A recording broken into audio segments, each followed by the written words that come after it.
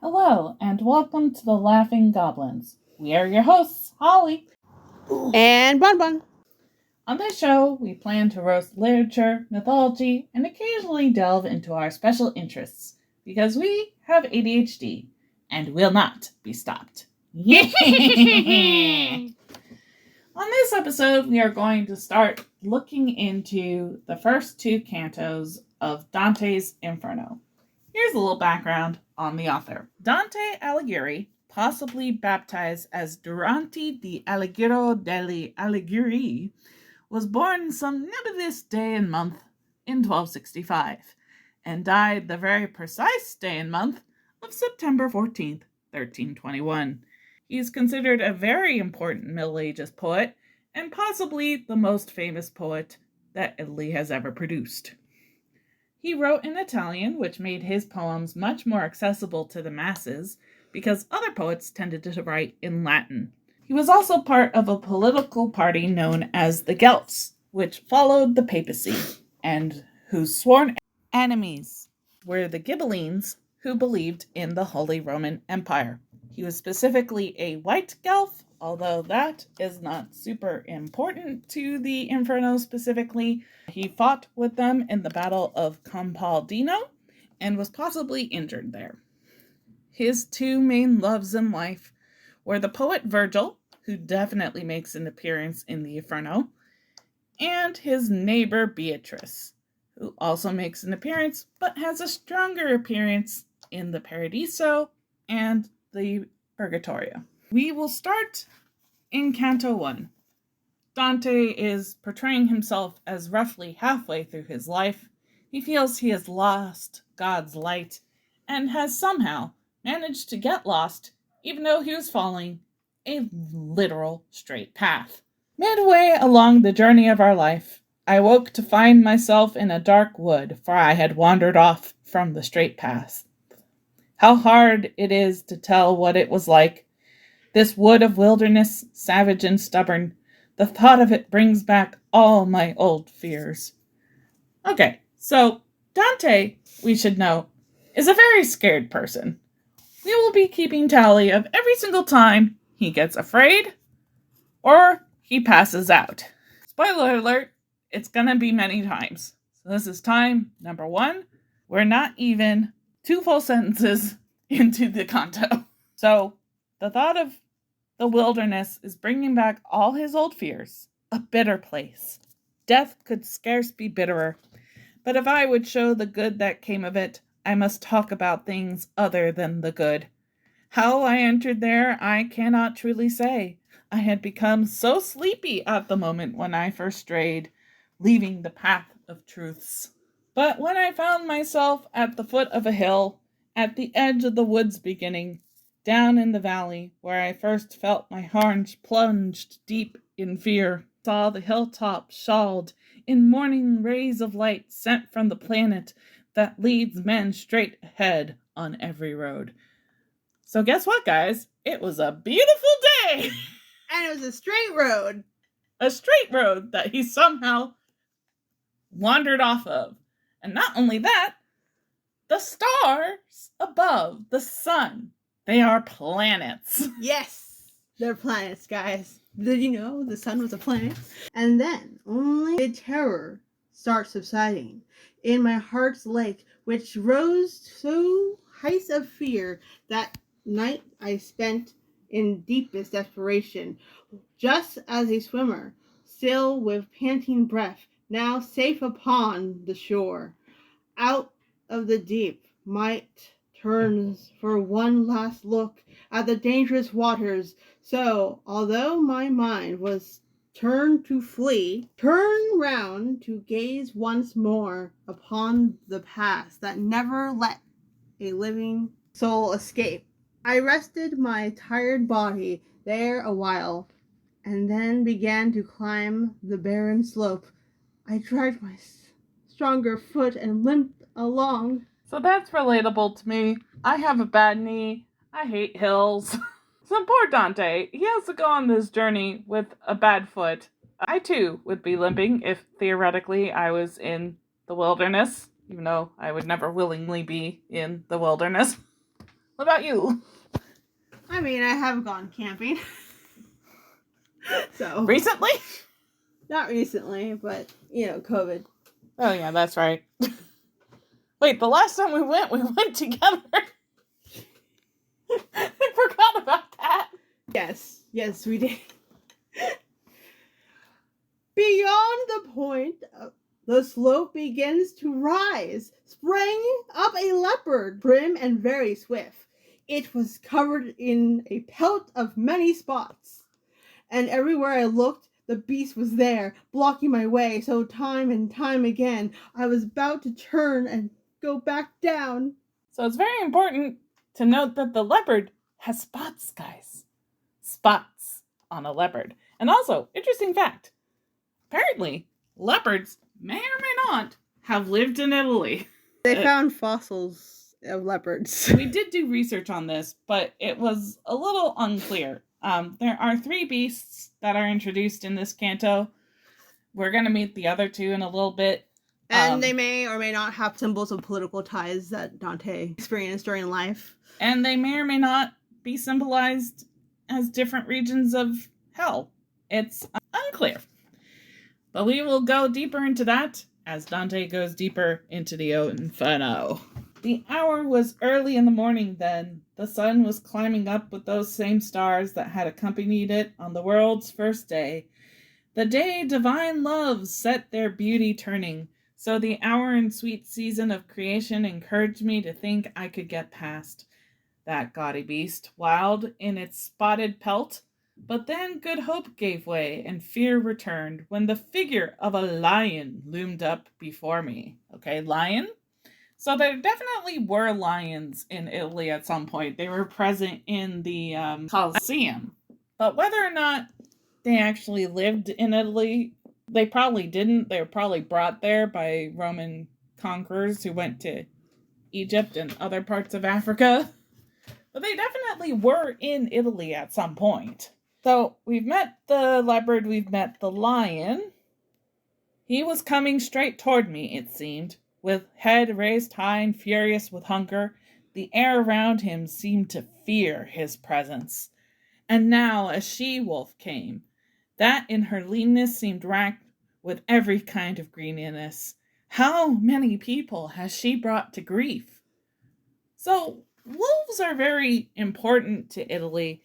There's the wolf that nursed Romulus and Remus, who founded Rome. There's the wolves that follow the goddess Artemis, who, although Greek, was adopted by the Romans later in years. So wolves are super important, and apparently it's very important to distinguish that this one is female, though it does not gender the leopard and the lion the same way. Well, the lion, it says it's male, but it's not capitalized like she-wolf is.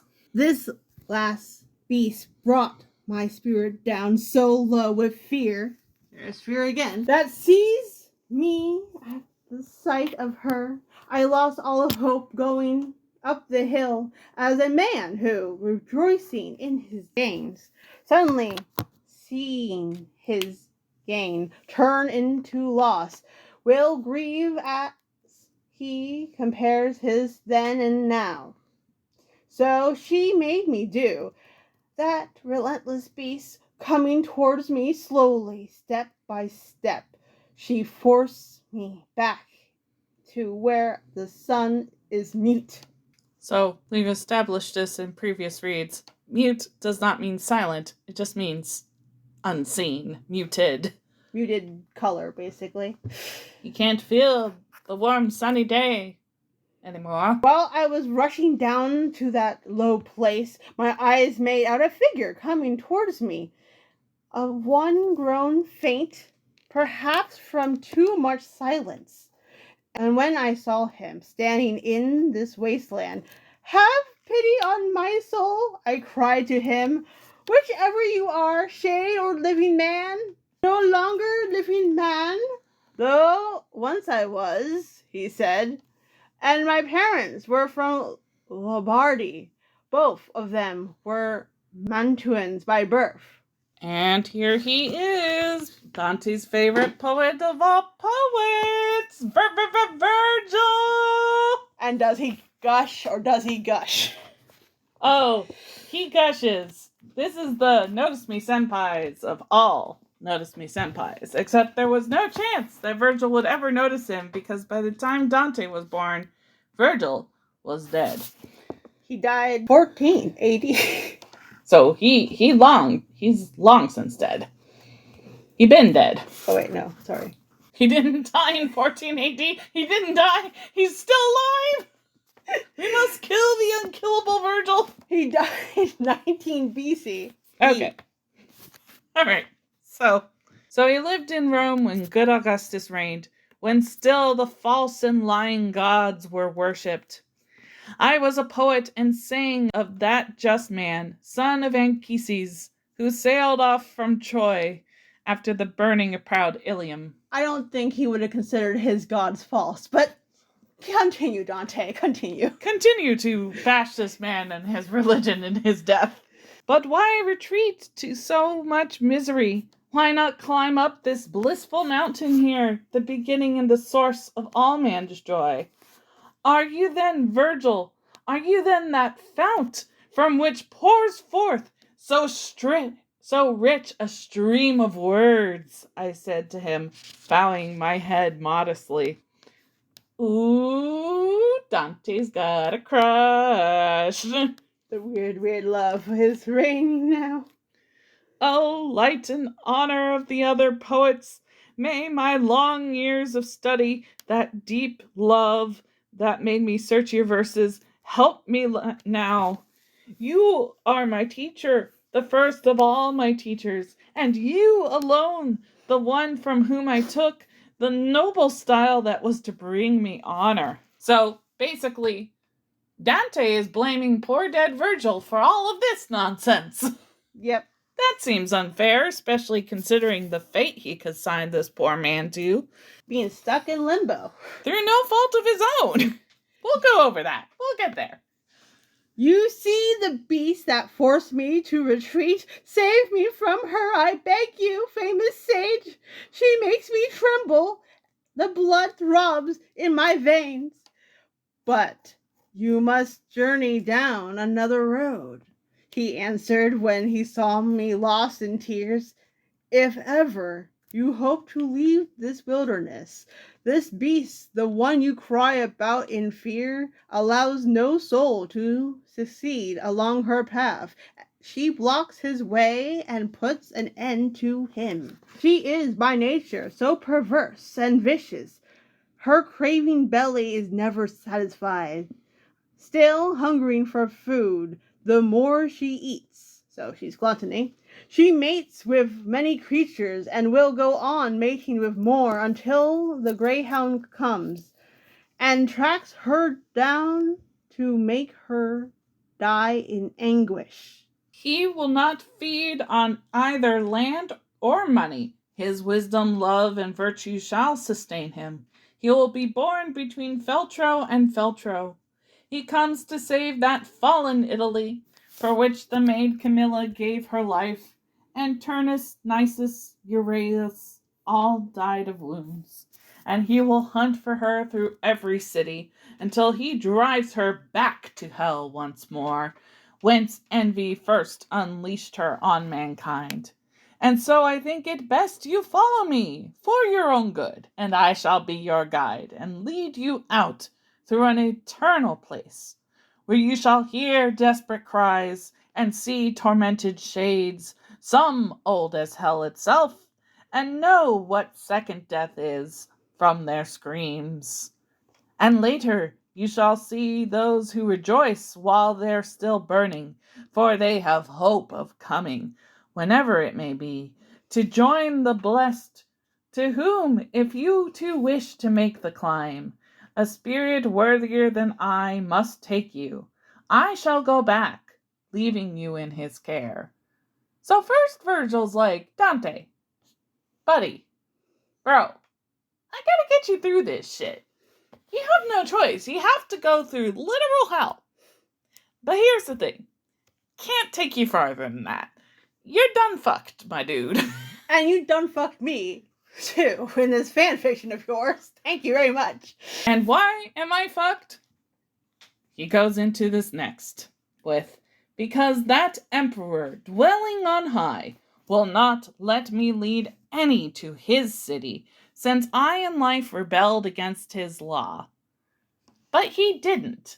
He didn't know that there was a law to rebel against. And Dante actually establishes this. Once again, we're getting ahead of ourselves.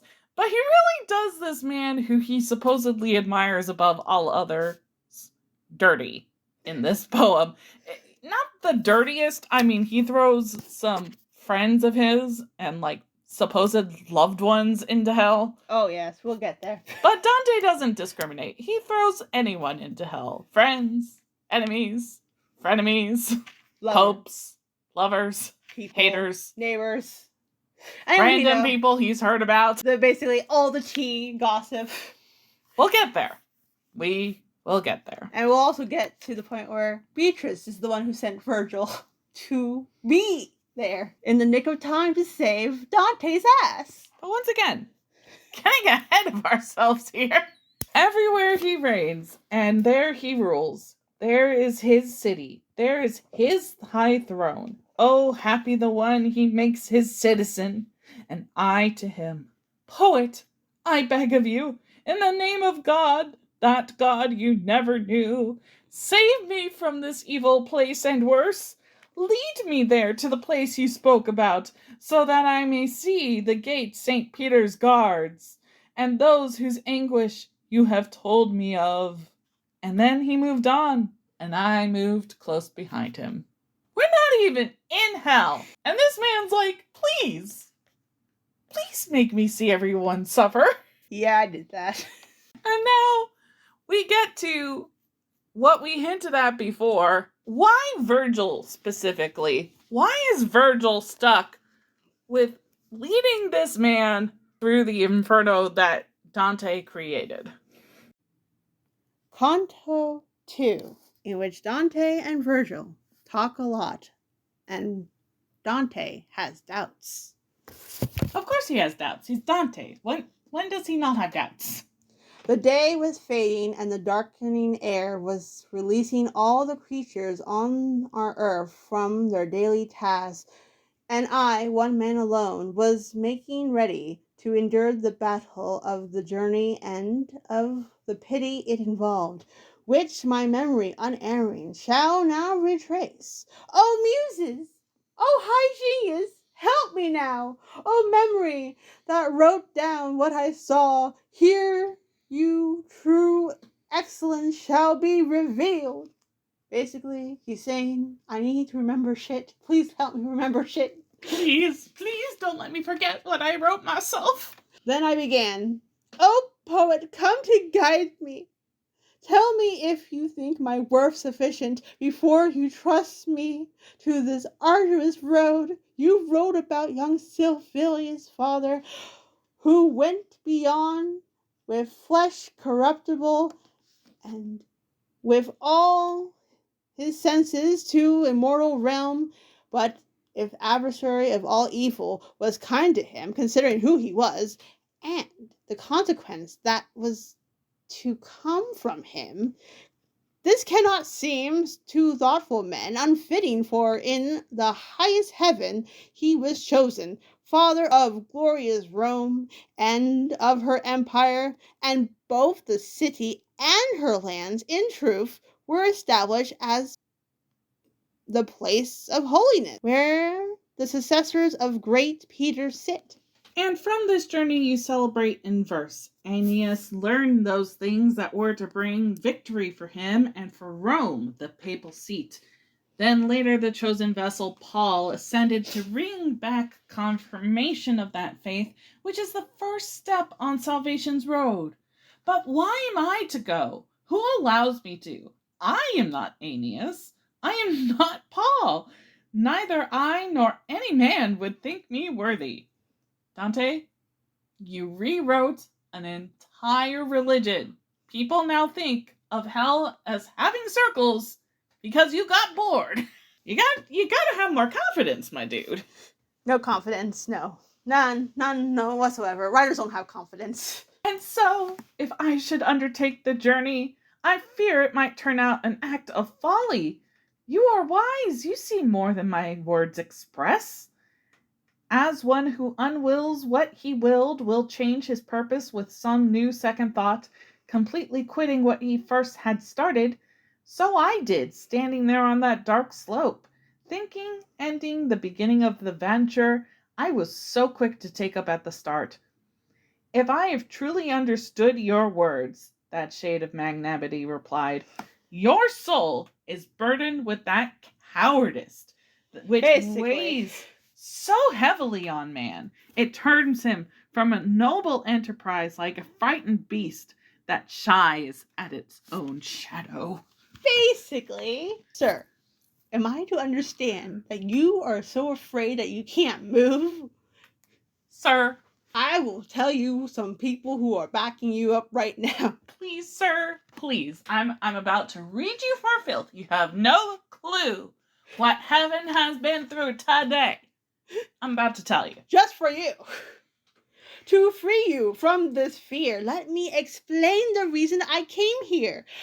The words I heard that first time I felt pity for your soul. I was among those dead who are suspended. When a lady summoned me, she was so blessed and beautiful. I implored her to command me. Please command me. Tell me what to do. Basically, I fell in love at first sight.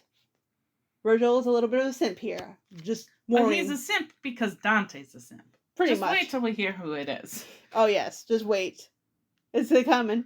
Hang on, we got more to add, so we're going to go over this last part again.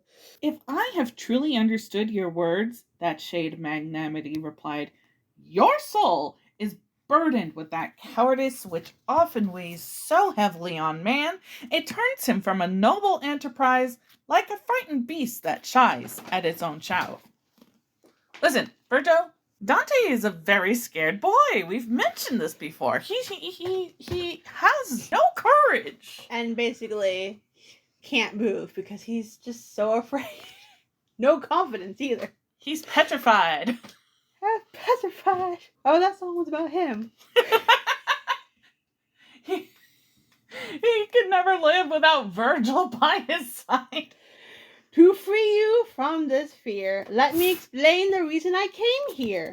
The words I heard that first time felt pity for your soul. I was among those dead who are suspended. When a lady summoned me, she was so blessed and beautiful. I implored her to command me. With eyes of light more bright than any star, in low, soft tones, she started to address me in her own language with an angel's voice. So, I guess Virgil must have some sort of translator spell on him, put on him by God, because she has her own language, yet he very clearly understands what she's saying. Yes. I'm pretty sure she was speaking Italian and he was speaking Latin. Also, how secure is heaven if somebody can just be like, I gotta go talk to a poet in limbo? Not very secure, I guess. We'll get there. Satan, your jail needs more security, apparently, in limbo. No, his jail's good. Satan's jail is very good. We'll get there as well, eventually. Eventually. This book does have an end, we promise. O noble soul, courteous Mantuan, whose fame the world continues to preserve and will preserve as long as the world there is. My friend, who is no friend of fortune, strays on a desert slope. So many obstacles have crossed his path. His fright has turned him back. I fear he may have gone astray from what report has come to me in heaven. So she's in heaven. But interestingly, I think Virgil's only remembered because of the Inferno. Do you remember reading any of his poems, any of his own works? Not really. No. He's not like Aristotle. No, it's more like Virgil, Dante's friend. Except They didn't actually know each other in life. So, Dante's forced ghosts. Parasocial relationship. Reign his ugly head. And I just love how she's like, you're so famous, I simp for you too! Like, okay, there's a lot of simping in this book, and we're sorry. We're so sorry. We're sorry we have brought it to this platform. And I just love how she's like, my friend needs you, he's so afraid he's going to turn back, don't let him turn back! Please, there may be no saving him unless you do something! He needs to go on an adventure. She's basically like, you need to Gandalf his ass. Listen, this basic ass bitch, he needs to go through some shit so he can grow. Force him to grow, motherfucker. Now go, and with your elegance of speech, with whatever may be needed for his freedom, give him your help, and thereby bring me solace. I, Beatrice, who urges you to go, I come from the place I am longing to return to. Love moved me, as it moves me now to speak. When I return to stand before my Lord, often I shall sing your praises to him. Thanks for the Lord that won't let Virgil anywhere near heaven because Virgil was born in the wrong time. Pretty much. But don't worry, I will sing, I will vouch for you. You will get into heaven, Virgil, for doing this deed for me. Oh, but you can't because he doesn't want you to be in heaven. Never mind. And then she spoke no more, and I began. O Lady of Grace, through whom all mankind may go beyond all worldly things contained within the sphere that makes the smallest round, your plea fills me with happy eagerness to have obeyed already would still seem late. You needed only to express your wish. But tell me how you dared to make this journey, all the way down to this point of spacelessness, away from your spacious home that calls you back. Because your question searches for deep meaning, I shall explain in simple words. Virgil, you idiot! I'm gonna put this as simply as I fucking can. She said, just why I have no fear of coming here. A man must stand in fear of doing just those things that truly have the power to do us harm, for nothing else is fearsome. God gave me such a nature through his grace. The torments you must bear cannot affect me, nor are the fires of hell a threat to me. A gracious lady sits in heaven grieving for what happened to the one I sent to you, and her compassion breaks heaven's stern decree. So Dante's wishy-washiness has moved not just his crush, but other people in heaven. Dante has made himself very important in this narrative, which is interesting because he died in exile for reasons we shall go into later. She called Lucia, and making her request, she said, your faithful one is now in need of you, and to you I commend his soul. Lucia, the enemy of cruelty, hastened to make her way to where I was, sitting by the side of ancient Rachel. And she said to me, Beatrice, God's true praise will not help the one whose love was such it made him leave the vulgar crowd for you. Do you not hear him pity his weeping? Do you not hear what death it is that threatened him along that river the sea shall never conquer? There never was a worldly person living more anxious to promote his selfish gains than I was at the sound of words like these. To leave my holy seat and come down here and place my trust in you, in your noble speech that honors you and all those who have heard it. When she had finished reasoning, she turned her shining eyes away and there were tears. Basically, she was crying over the thought. We've made her cry. We made her cry. There's a lot of crying in this book. There is. Mostly Dante's. Mostly Dante's. Well, but sometimes Beatrice, apparently. Yes. How eager then I was to come to you. And I have come to you just as she wished.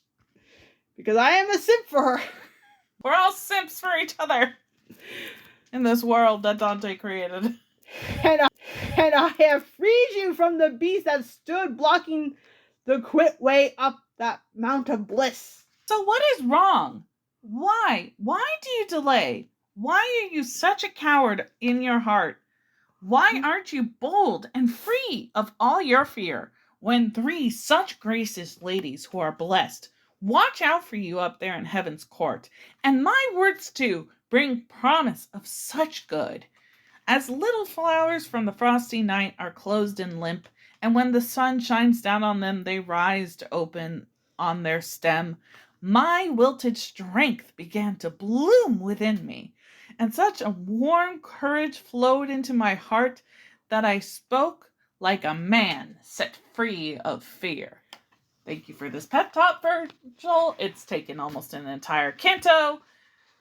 We're getting our shit together, though. Yeah! Oh, she, compassionate, who moved to help me, and you, all kindness, in obeying quit those words of truth she brought with her for you.